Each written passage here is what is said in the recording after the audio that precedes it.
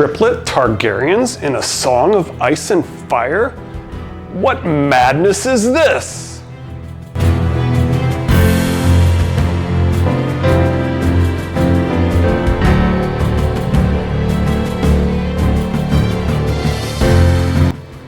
I'm Richard York. Welcome back to my YouTube channel, discussing unconventional theories about A Song of Ice and Fire, the book series beginning with A Game of Thrones by George R.R. Martin. Please like and subscribe. Spoilers ahead, including for Fire and Blood. You have been warned. In our first episode, we discussed the symbolism of God plus ET equals J, the secret marriage of God the Father to Asherah Dione, and the secret marriage of Eleanor Talbot to Edward York as it pertains to the parentage of Jon Snow.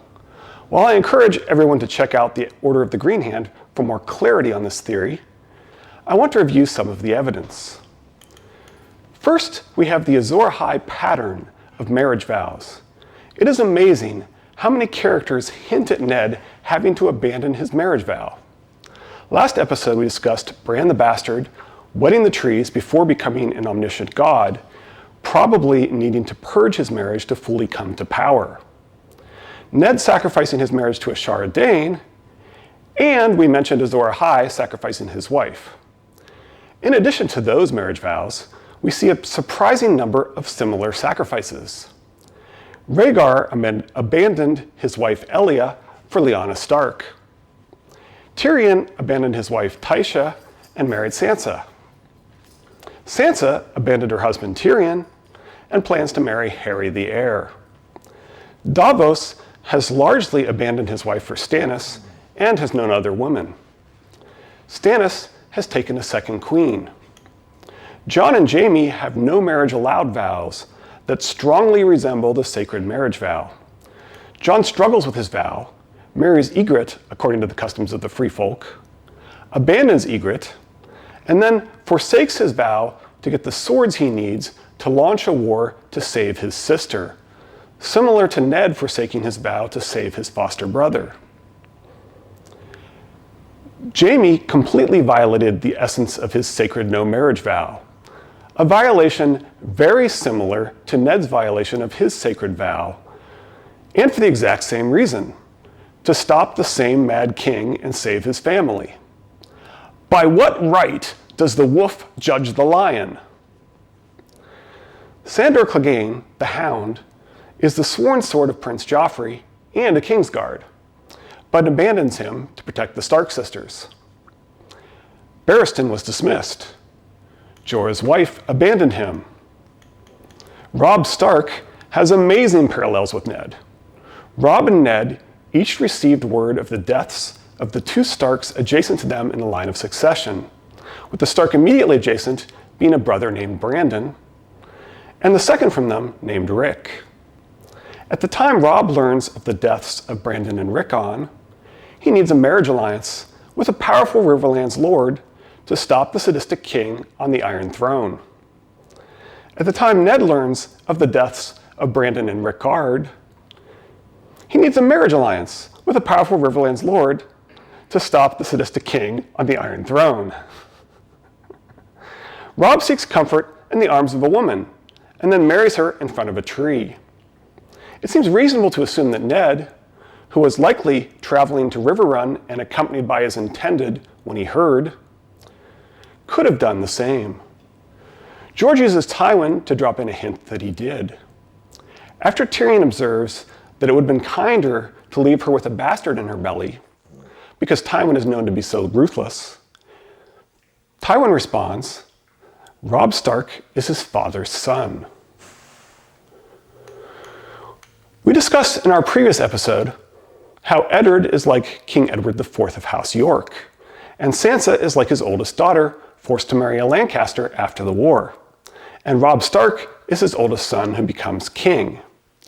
Robb is named after King Robert, a king with secret bastards. This makes Robb named after a King Edward IV character with secret bastard children, and hints at King Robb being a secret bastard like King Edward V. Hoster Tully likely had exactly the same respect for Ned's marriage vow as Melisandre had for Jon's Night's Watch vow. A vow sworn to a tree has no more power than one sworn to your shoes. To paraphrase Catelyn, Hoster, I know what you did. You made him take her. Replacing Asherah Dane was the price Eddard Stark had to pay for the swords and spears of House Tully. Brynden Tully, the Blackfish, considers the Tully sisters' arranged marriages to be the final straw that drove him from his brother's service. And George is exactly as tight-lipped about the Blackfish's rift with his brother as he is about issues relating to Jon Snow's parentage. In Fire and Blood, Prince Jace, while negotiating the marriage pact of Ice and Fire, marries Sarah Snow in the Godswood to avoid besmirching her honor. Jace's marriage is dismissed and erased from history because the groom seems too honorable to have abandoned his betrothal. With the name Snow, George is hinting that Jon Snow's parentage is also about a northern-style Godswood marriage to avoid besmirching a maid's honor, similarly erased from history. He might also be hinting Rhaegar married Lyanna. Rhaegar and Lyanna's marriage is meant to resemble Ned and King Edward IV, with Ned and Rhaegar as bigamists, so Rhaegar probably did not get an annulment in the books. Dany initially turns this pattern on its head, reviving her husband to retain power through blood magic, then smothering him and burning his corpse at a blood magic ritual, sacrificing Mary Mazdur to obtain more power. But later, in A Dance with Dragons, Dany provides a strong parallel with Ned that really reinforces the concept that Ned was already married. A powerful Westerosi, with the swords Dany needs to defeat the Iron Throne, expects her to fulfill a marriage pact in place of her dead older brother, but Dany is already married. This is exactly Ned's predicament with House Tully and the betrothal of Ned's older brother Brandon to Catelyn, but only matches if Ned is also already married. If Dany is a secret Stark, and if the king on the Iron Throne is the offspring of two secret Targaryens, the parallels become even stronger. And speaking of Dany and wanting marriages while already married, George wrote Dany's story and the history of Aegon Targaryen first, publishing it as Blood of the Dragon. He added the Starks, Lannisters, and secret bastards to the story to create the first book, and the main change to the new version of Dany's story was to make Aegon into a bigamist. It is very interesting that something about adding the rest of the story warranted revising Dany's story to add bigamy. I believe George did this to hint to us that the main story is actually about the point of view of the York children and about Asherah as the Dione. There is another person who is surprisingly similar to Ned, Cersei Lannister, who hides from her spouse that her officially highborn children are actually secret bastards. The first few times I read Ned's confrontation with Cersei, it seemed completely out of character. I didn't understand how he could respond with such empathy instead of anger. I also didn't understand why he was keeping Jon's parentage from Catelyn, since I assumed Rhaegar was Jon's father, at least the second time I read A Game of Thrones. Ned's confrontation with Cersei contains a paragraph that shows clearly that the truth poses zero threat to Jon, that Ned has the exact same concerns about protecting Catelyn's children from the truth that Cersei and Jaime have about protecting their children, and that Catelyn would view Jon and the truth as threats to her children. It explains why Ned would respond with empathy. When I thought Rhaegar was Jon's father, I read it as an awkwardly written, bizarre hypothetical with a very strange concluding sentence. But after watching The Order of the Green Hand, I see it as a beautiful paragraph.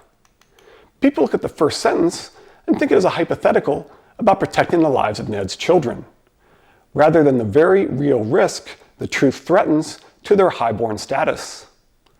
They think by leaving Jon out, it indicates Jon is not Ned's child, but in the context of the wars of the White and Red Roses and secret bastards, if the truth would promote Jon from baseborn bastard to highborn heir, trying to visualize killing a child to prevent that outcome would not warrant a second of thought. Also, the rest of the paragraph the author has emphasized with the term even more so would not hold more weight. Here's the paragraph. Ned thought, if it came to that, the life of some child I did not know against Robb and Sansa and Arya and Bran and Rickon, what would I do?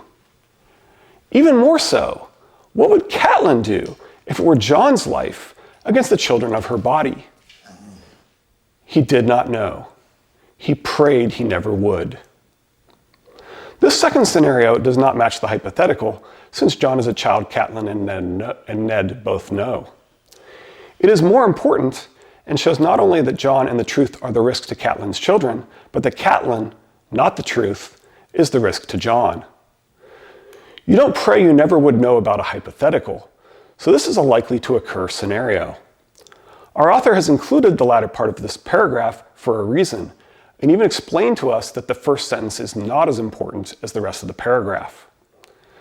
But enough about characters and patterns implying that Ned is secretly married. Let's look for additional evidence. We've discussed how Eddard is named after King Edward IV, with his long face and history's most famous secret marriage. And Asherah is named after the formation of Western patriarchy, with Asherah Dione and mythology's most famous secret marriage. And how King Robb, named after King Robert, implies Robb is Edward V, and therefore a secret bastard. Ned Stark and Ned Dane both claim Jon's mother is named Wylla. As the Order of the Green Hand has pointed out, the Aboriginal word for wife is Wylla. So George is using yet another name to point to a marriage for Jon's mother. Arya and Sansa both think Arya must be a bastard, and Sansa could not think why Catelyn would lie about it. From Arya's very first chapter, Jon had their father's face, as she did. They were the only ones. Robb and Sansa and Bran and even little Rickon all took after the Tullys, with easy smiles and fire in their hair. When Arya had been little, she'd been afraid that meant she was a bastard too. From Sansa's very first chapter, Sansa could never understand how two sisters, born only 2 years apart, could be so different. It would have been easier if Arya had been a bastard like their half-brother Jon. She even looked like Jon, with the long face and brown hair of the Starks, and nothing of their lady mother in her face or her coloring. And Jon's mother had been common, or so people whispered. Once, when she was littler, Sansa had even asked Mother if perhaps there hadn't been some mistake. Perhaps the Grumpkins had stolen her real sister. But Mother had only laughed and said no.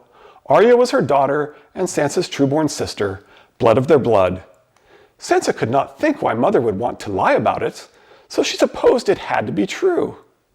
It's quite clever of George to suggest Catelyn might have a reason that Sansa doesn't understand to lie about her children being trueborn.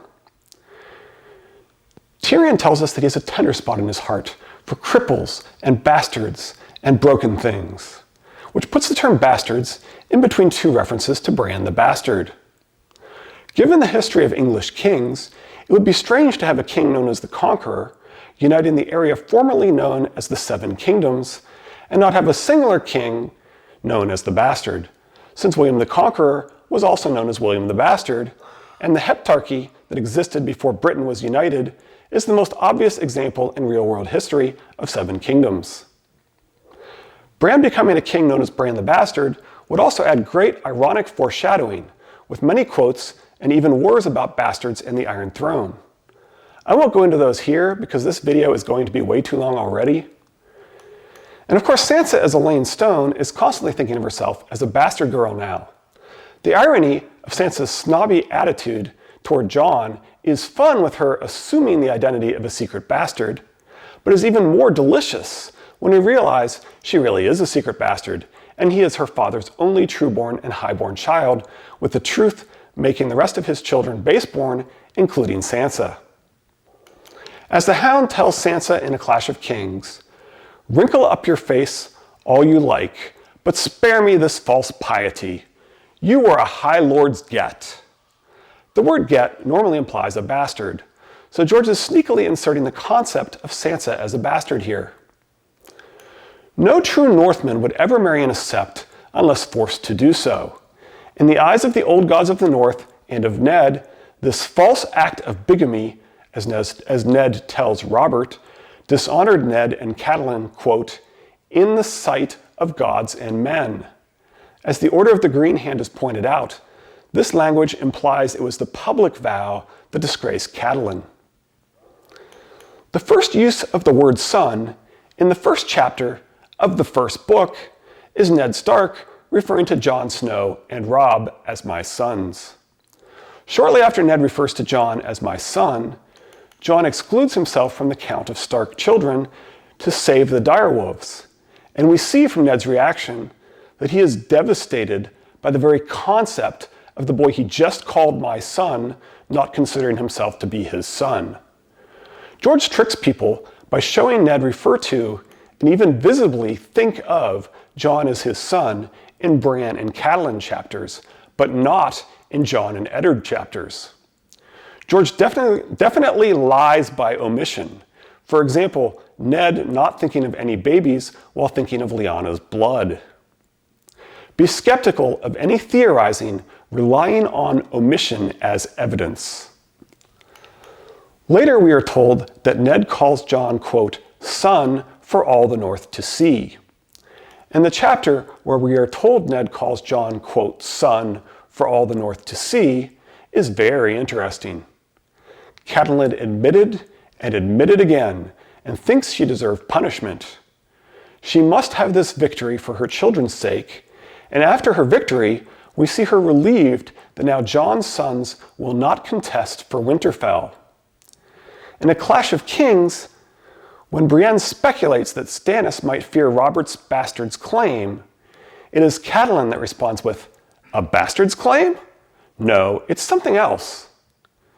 And in A Storm of Swords, it is Catelyn that tells us a bastard cannot inherit. George even includes House Derry being handed to Lancel Lannister, despite the existence of acknowledged bastards, as yet another reminder that a bastard's claim is no claim at all. It's almost as if, when we learn of Asherah Dane and Catelyn's fear of a competing claim, she wasn't really afraid of a bastard's claim, but feared the trueborn son of Winterfell. Also in the chapter where we learned all of this, we learned the first thing Ned did after collecting Lyanna's offspring after the war was he immediately headed to Starfall with Lyanna's offspring to meet with Asherah Dane. This is not only the first chapter mentioning Asherah, it is the first chapter showing us Ned has erased Asherah from his story, just like Asherah as the wife of God the Father was largely erased from history. Catelyn clearly asked him about the name Asherah Dane. It is not clear if she or Ned connected that name to Jon, but it is clear, quote, that name was then erased completely from history, at least where Ned was in charge. Catelyn had asked her husband the truth of it, asked him to his face. That was the only time in all their years that Ned had ever frightened her. Never ask me about Jon, he said, cold as ice. He is my blood, and that is all you need to know. And now I will learn where you heard that name, my lady. She had pledged to obey. She told him, and from that day on, the whispering had stopped, and Asherah Dane's name was never heard in Winterfell again. Well, that was the only time Ned frightened her outside of this chapter, a chapter which has Catelyn shivering in the warmest room in the north, in addition to admitting twice and thinking she deserves punishment. Arya and Bran are both told of the love story of Ned and Asherah, and both times the people telling them are surprised to discover Ned has erased their love story from his past. These are the two families with the most direct knowledge and with no motivation to change history. Both families are convinced that Ned and Asherah were in love. Ned Dane says to Arya, "Your Lord Father never spoke of her?" he said. "The Lady Asherah Dane of Starfall?" Not only does Jojen think Bran has heard the Night of the Laughing Tree 100 times, he interrupts to ask him again twice. You never heard this tale from your father? Asked Jojen. And, are you certain you never heard this tale before, Bran? Asked Jojen. Your lord father never told it to you? So Ned has attempted to erase Asherah's name and their love story from his story to protect his family, which is built on lies, as he thinks. Troubled sleep was no stranger to him. He had lived his lies for 14 years, yet they still haunted him at night. We have discussed how Ned's secret marriage resembles the big off-page reveal of Robb's marriage. With Ned heading to Asherah Dane with Lyanna's offspring and keeping Asherah's child, and with the disappearance of Maester Wallace, Ned resembles Jon Snow's biggest off-page reveal as well. When a baby with king's blood was born just after a Baratheon king's victory, Jon Snow sent the baby off with his maester, performing a baby swap with a recent mother. He did so believing the Baratheon king might harm a child with king's blood. Jon's father did the exact same thing. And speaking of Ned's heirs, just as the Maester of Winterfell, Maester Luwin, recommended separating the heirs Bran and Rickon, the Maester of Winterfell, Maester Wallace, would have recommended separating the three heads of the dragon. So the big off-page reveals of Jon's parentage would be almost identical to the off-page reveals of Ned's two oldest sons. It's quite ironic to me that criticism of this theory often claims it is too complex, when it is almost exactly what we have seen in the books. With Robb marrying Jane, Maester Luwin advising Osha, Mira, and Jojen Reed to separate Bran and Rickon, who are pretending not to be princes, and Jon swapping babies. And speaking of Jon has recurring dreams that hint he is the trueborn Stark. In these dreams, he screams, "I'm not a Stark, that this isn't my place, but it's no good. You know nothing, Jon Stark."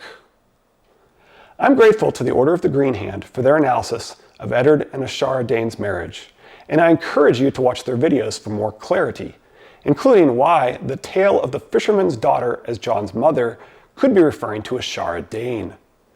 I am also grateful to Reddit users Can I Try To and The Great Busey for telling me about the Triplet Targaryens in A Song of Ice and Fire. Next time we will discuss the second head of the silver-haired triplet offspring of Rhaegar and Lyanna, and how he might resemble Louis XVIII, Napoleon III, and Daemon III Blackfire. Please like and subscribe. Until next time, 7 blessings.